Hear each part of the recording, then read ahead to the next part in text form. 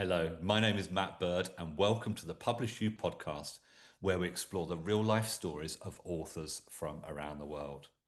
Today, I have the privilege of being joined by Jimmy Orr from Portsmouth in the UK, who has written a book, Don't Just Do Something, Stand There. Yes, you did hear that right. Don't just do something, stand there. Jimmy, you are very welcome. Thanks, Matt. Great to be It here. sounds like an intriguing book, but before we jump into that, let's hear more about you. You live in Portsmouth. Tell us something about Portsmouth. What do you love about living or haven't near Portsmouth? Tell us what you love about living there.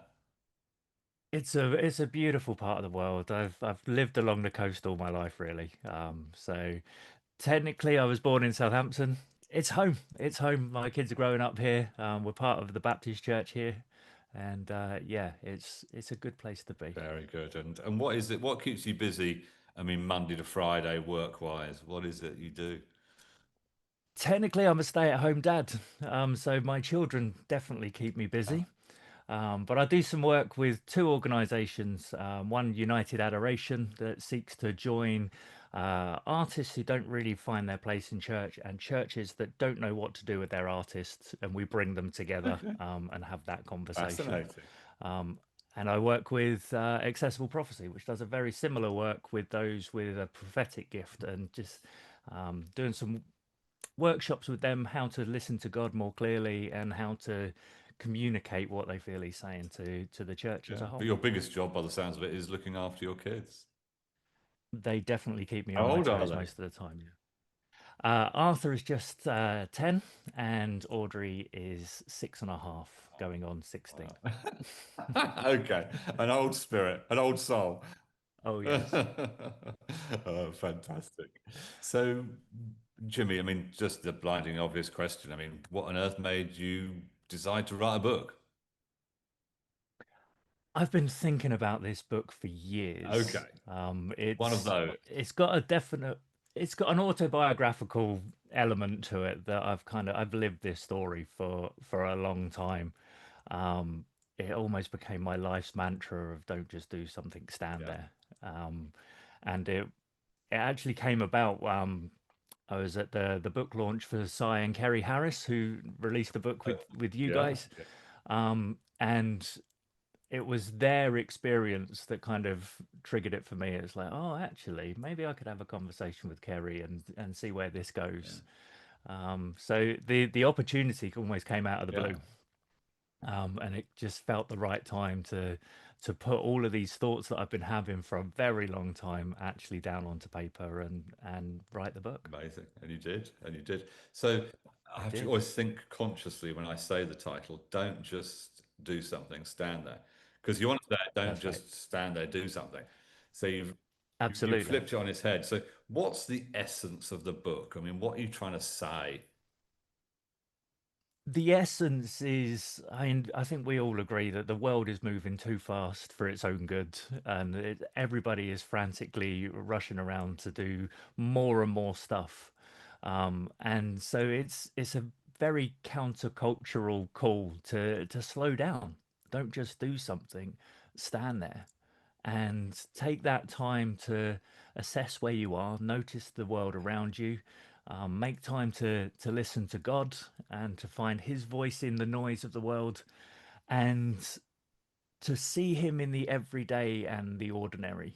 Um, that's the essence of it, and through doing that, you can learn to partner with Him to change the world for the better. And once you've kind of made that time to listen and discern what that purpose is for you, it gives you the confidence to be able to stand firm in that calling, in that faith, in that purpose that you have for your life. So don't just do something, take the time to stand there, nurture that purpose, and have the confidence to move forward. Wow. Wow. So can you give us an example, of where this has happened for you? For me, yeah, I mean it's for me it goes right back to kind of in my late teens, early 20s, and the story starts for me. Um, I didn't feel it was right for me to go to university. I was kind of all set to go and be an architect, and just didn't fit. It didn't sit right with me. So I actually prayed with some friends in a mate's loft. We were up in the attic because we were too distracted by the TV and consoles and the fridge. So we commandeered their family attic space and we sat up there. We prayed together. All sounds very holy, but it was kind of this really organic kind of. We want to do something with our lives. And I simply prayed the prayer that Isaiah, the prophet in the Old Testament, prayed. He said, "Lord, here I am, send me." And he did. Like a couple of weeks later, out of the blue came this job opportunity, and I talk about it in the book. It was an opportunity to go and work for the spring harvest at their holiday site in France. And I mean, I got to go and play guitar in the sun for 6 months. So I mean, it was a nice job. Yeah, yeah, But it came out of the blue. I'd pushed the university door. I'd pushed job applications. I got rejected. It didn't seem right. So I just took this opportunity to not just do something, stand there, say, "Here I am. What do you want to do with me?" Um, and the adventure started from there. amazing, amazing. So that's where it Yeah, started. so that's what you're encouraging other people to do. Absolutely. And I think writing the book, I've tried to make it as real as possible. It's my story. It's intertwined with stories from the Bible as well. But it's yeah, it's for me. This is my life story. It works in the real Yeah, world. yeah, amazing. So, Jimmy, the book's been published. It's available globally. I mean, it's just like Yeah. incredible, isn't it? But going back for a moment, what were the challenges of writing this book? I mean, you said earlier that you wanted to write the book for years but didn't. What were the things that were standing in your way? Um, Matt, I've probably got about a dozen half-started manuscripts on my laptop. Not even half finished. I didn't even get that far. Like half started. It's kind of sketches and blocks and loose chapters scattered around. Um, I think what I needed and what your course offers was some structure and some discipline. I had these ideas, but I didn't know how to build them properly. Yeah.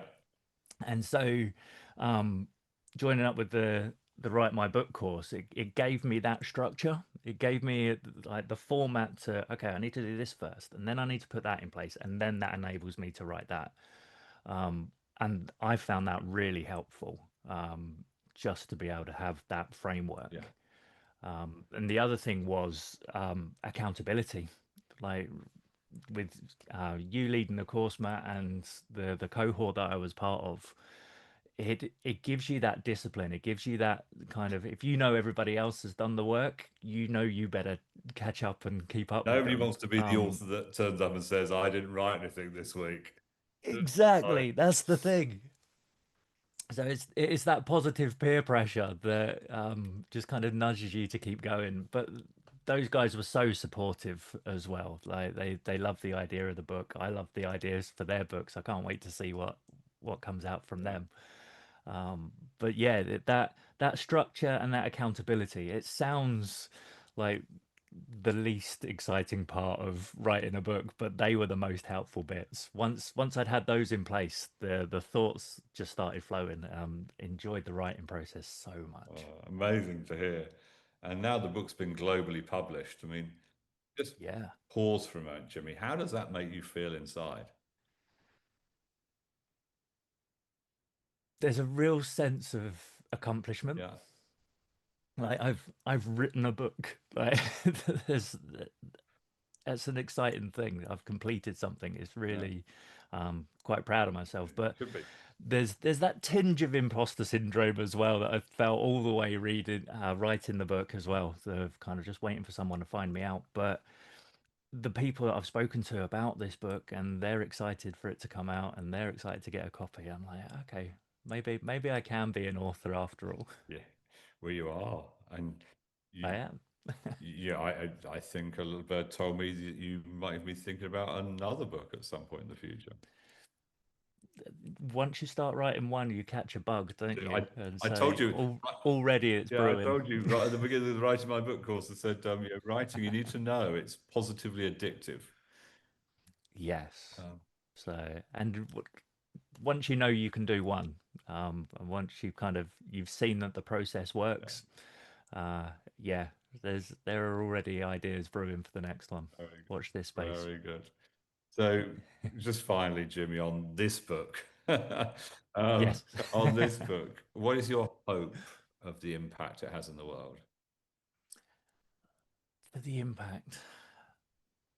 I've had a lot of conversations with people about this, and I've kind of been quite open with the fact that I've been writing a book and it's out now. It's available.